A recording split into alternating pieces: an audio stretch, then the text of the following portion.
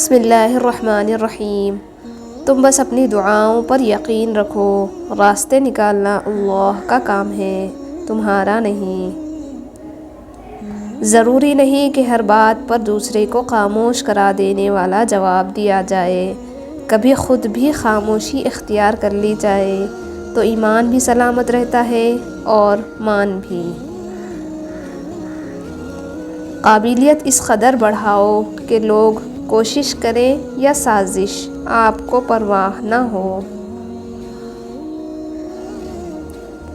قدرت اتنی پرفیکٹ ہے کہ آپ کے ہر عمل کا بدلہ ضرور لوٹاتی ہے۔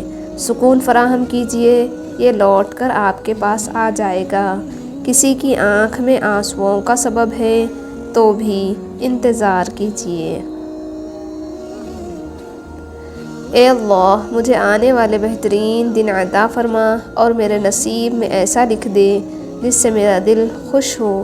مجھے ذہنی سکون عطا کر اور میرے معاملات کو آسان کر دے۔ آمین ثم آمین۔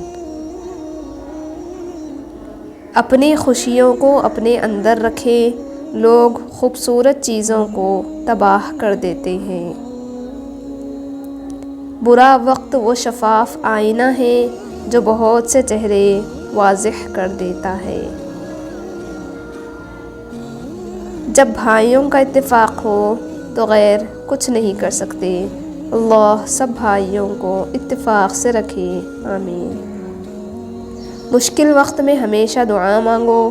جہاں انسان کا حوصلہ ختم ہوتا ہے وہاں سے اللہ پاک کی رحمت شروع ہوتی ہے۔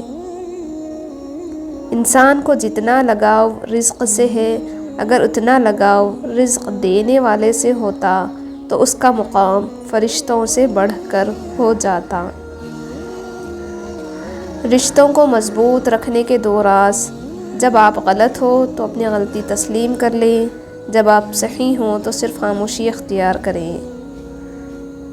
جو کنویں سے نکال کر یوسف علیہ السلام کو تخت پر بٹھا سکتا ہے، بھروسہ رکھو وہ رب تمہارے غموں کو بھی خوشیوں میں بدل سکتا ہے۔ صدق اللہ العظیم۔